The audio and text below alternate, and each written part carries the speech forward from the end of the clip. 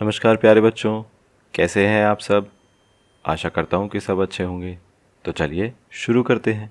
आज हम करने वाले हैं वर्कशीट नंबर 167। ये हमारी हिंदी की कार्यपत्रिका होने वाली है 11 फरवरी 2021 की। इधर बच्चे अपनी क्लास का सेक्शन, यहाँ पर अपना नाम और यहाँ पर अपने टीचर का नाम लिखेंगे।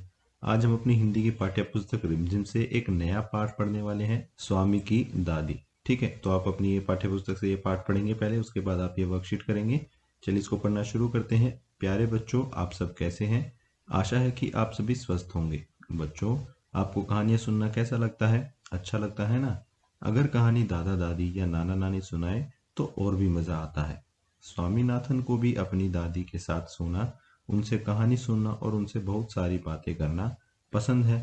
वे दोनों सोने से पहले क्या क्या बात करते हैं, कौन सी कहानी सुनते या सुनाते हैं, इन सब सवालों का जवाब जानने के लिए आप अपनी किताब के पाठ 13 स्वामी की दादी को बोलकर पढ़िए।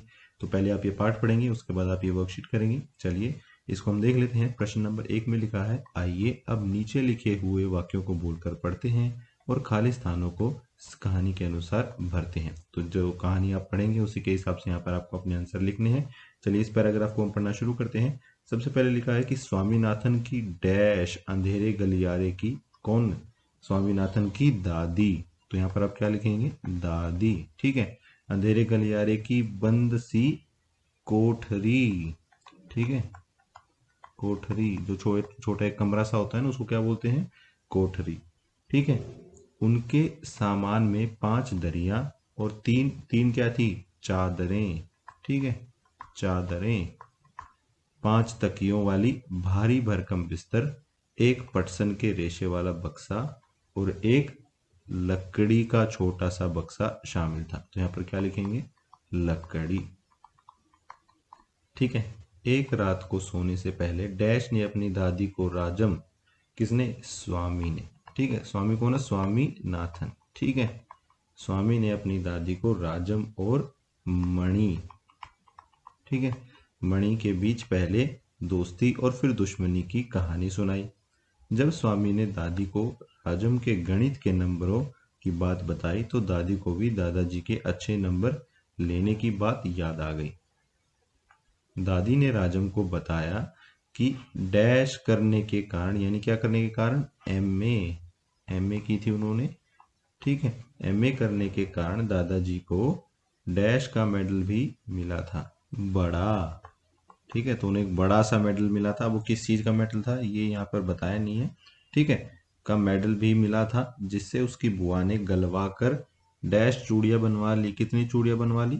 4 चूड़ियां। ठीक है।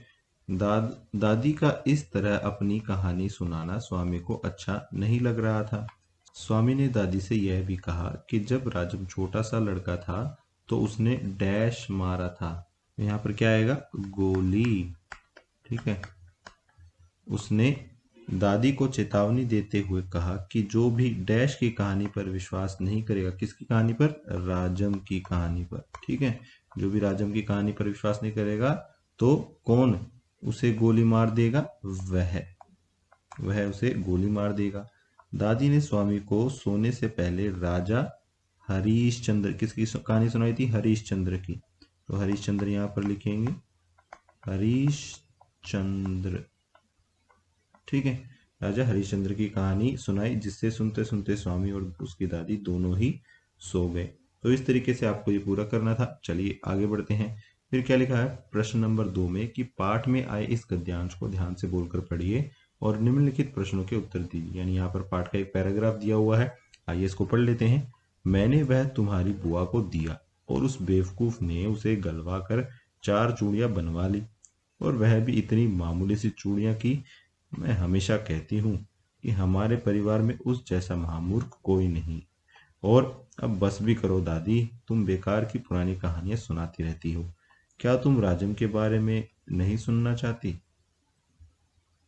तो देखिए हमारे पाठ से पैराग्राफ था। आइए प्रश्न देख ले हैं। पहला प्रश्न लिखा है कि स्वामीनाथन की बुआ ने किस चीज को गलवाकर 4 चूड़ियां बनवाई। तो उन्होंने किस चीज को गलवाकर बनवाई थी? उस मेडल को बनवाकर बनवाई थी। ठीक है, जो स्वामीनाथन के पापा को मिला था एमए करने के बाद। तो यहाँ पर हम क्या लिखेंगे? मेडल। ठीक है, मेडल को गलवाकर। अब चाहे तो इसका पूरा सेंटेंस भी लिख सकते हैं, ठीक है। स्वामीनाथन की बुआ ने मेडल को गलवा कर, ठीक है, किस चीज हटा के मेडल लिख देंगे यहाँ पर, मेडल को गलवा कर 4 चूड़ियां बनवाई, फिर पूर्ण विराम। तो इस तरीके से आपका आंसर भी बन जाएगा। फिर दूसरा क्वेश्चन क्या है कि दादी ने बुआ को महामूर्ख क्यों कहा होगा, ठीक है। तो दादी उनको महामूर्ख क्यों कहती थी, क्योंकि ये देखिए ऊपर ये लिखा हुआ ना, उस बेवकूफ ने उसे गलवा कर 4 चूड़ियां बनवा ली, यानी कि उसकी बुआ ने मेडल गलवा कर 4 चूड़ियां बनवा ली और वो भी मामूली सी, ठीक है। तो इस तरीके से आप अपना आंसर बना सकते हैं। एक देखिए मैं आपको बार बार इसे सिखाता हूँ कि जो पैराग्राफ आते हैं उसमें से आंसर कैसे निकालें। देखिए इधर लिखा हुआ है, उस बेवकूफ ने उसे गलवा कर 4 चूड़ियां बनवा ली और वह भी इतनी मामूली सी, ठीक है। तो इस तरीके से ये आपका सेकंड का आंसर हो जाएगा। आप चाहे तो यही लाइन अपने आंसर में लिख सकते हैं, ठीक है। फिर आते हैं प्रश्न नंबर 3 पर कि स्वामीनाथन दादी की बातें क्यों नहीं सुनना चाहता था, ठीक है। क्योंकि उसकी बातें कैसी थी, पुरानी हो गई थी, पुरानी कहानियां थी, ठीक है। देखिए यहाँ पर लिखा हुआ है, तुम बेकार की पुरानी कहानियां सुनाती हो, क्योंकि स्वामीनाथन को दादी की वो कहानियां कैसी लगती थी, बेकार और पुरानी लगती थी, ठीक है। तो ये आप अपने तीसरे के आंसर में लिखेंगे। फिर चौथे में क्या है कि उपरोक्त गद्यांश में निम्नलिखित शब्दों के लिए किन किन विशेषण शब्दों का प्रयोग किया गया है। यानी ये देखिए जो हमने ऊपर पैराग्राफ पढ़ा है इसमें ये पूछ रहा है कि नीचे जो 2 शब्द दिए हैं कौन से, एक चूड़ियां और एक कहानी, तो इनके लिए कौन कौन से विशेषण शब्द उसने इस्तेमाल किए हैं। सबसे पहले चूड़ियां देखते हैं। देखिए एक तो क्या है, मामूली सी, ठीक है, मामूली सी चूड़ियां, मामूली सी। और क्या है, एक यहाँ पर देखिए 4 चूड़ियां, तो 4 भी एक विशेषण शब्द हो सकता है, ठीक है। कितनी चूड़ियां थी, 4 चूड़ियां थी। फिर आइए यहाँ पर है कहानी, तो कहानी के लिए और यहाँ पर क्या विशेषण इस्तेमाल किया गया है, एक तो है पुरानी, ठीक है, कि वो कहानी पुरानी थी। और क्या विशेषण है, बेकार, कि वो कहानी बेकार थी। तो ये विशेषण यहाँ पर लिखे हुए हैं कहानियों के लिए, ठीक है।